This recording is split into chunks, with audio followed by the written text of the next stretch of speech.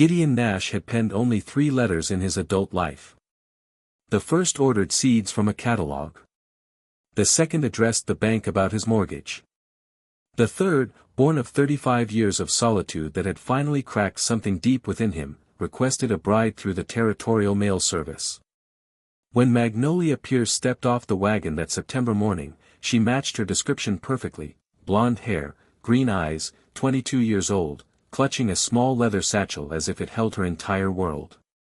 But her letters hadn't mentioned how she'd study his weathered hands, as if she'd memorized every scar, or how she'd glance at the kitchen window with a knowing smile, aware of the crack in the bottom corner that let cold air seep in each winter morning as he brewed his coffee.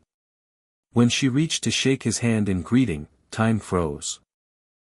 Her fingers found the exact spot where a falling timber had crushed his thumb 2 years prior, a lingering ache that flared before storms.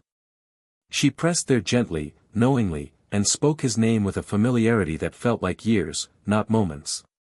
Gideon yanked his hand back, staring at this supposed stranger. No one knew about that injury.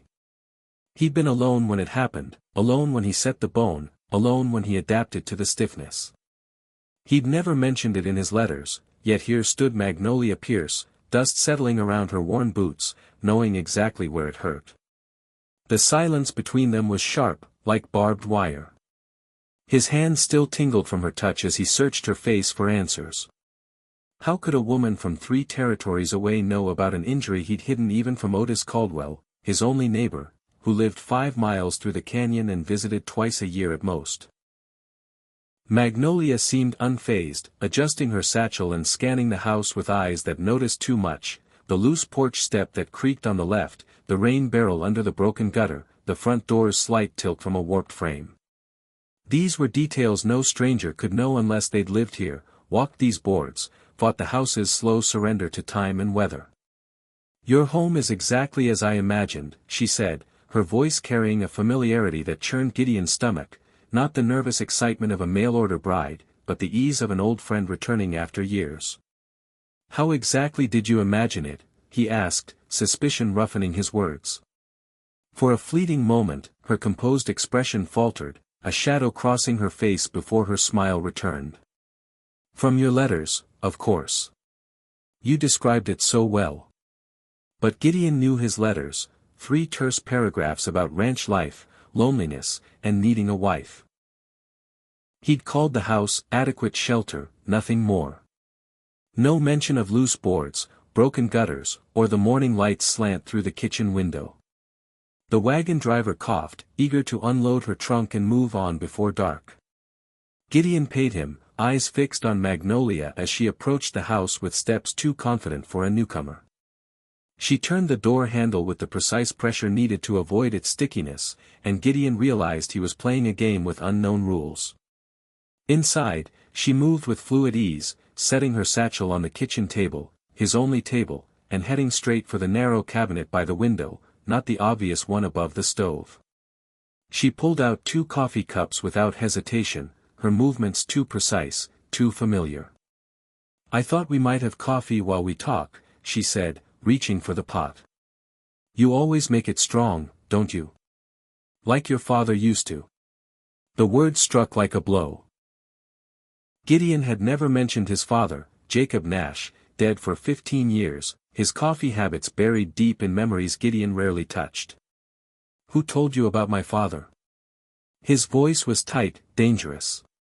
Magnolia froze, hand halfway to the pot, surprise flickering across her face.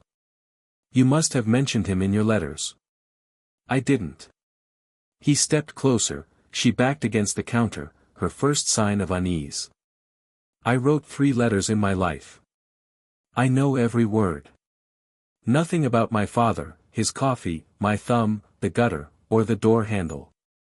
Her green eyes darted to the window, then back to him, not confused, but calculating, as if weighing how much to reveal. "You're frightening me," she whispered, but her steady voice and unshaking hands betrayed her. "Good," Gideon said. "You've been frightening me since you stepped off that wagon." As afternoon faded, shadows stretched across the kitchen. Night was coming, and Gideon would be alone with a woman who knew impossible things about his life.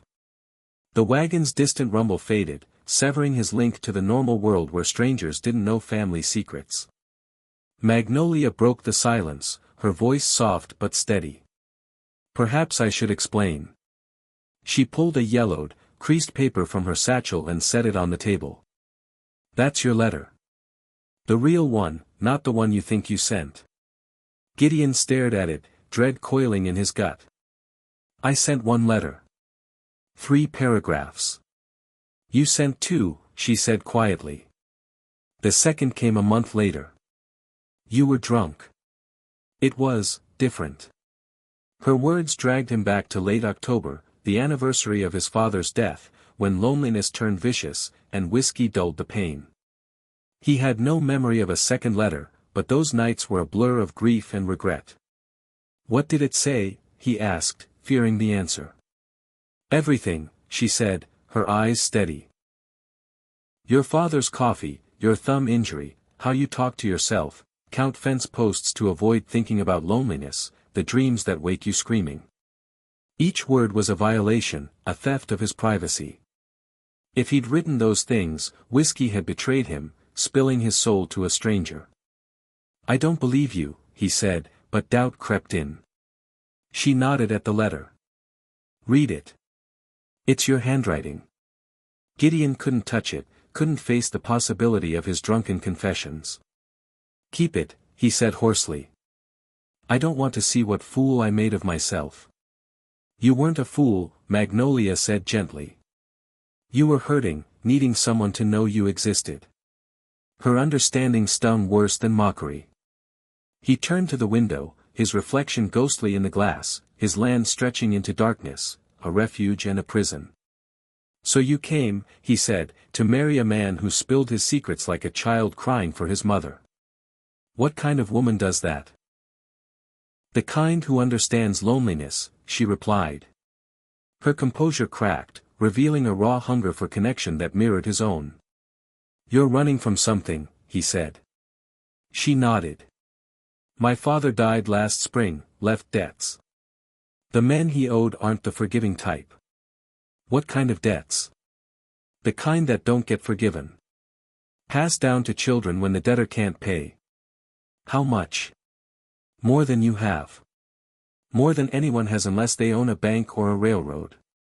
Gideon's world began to crumble.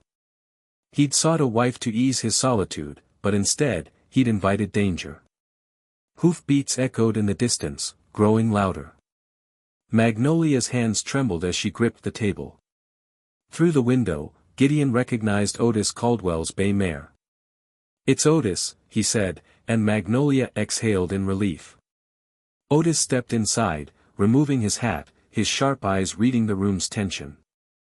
Saw the wagon heading back to town, he said gruffly. Figured your bride arrived. She did, Gideon replied. Also saw 3 riders moving hard from the east. City clothes, good horses. Men who don't belong out here unless they're looking for something. Magnolia made a small sound, and Otis studied her. They asking questions in town? Gideon asked. Don't know, but they were riding like they knew where they were going. The wind rattled the windows as more hoofbeats approached.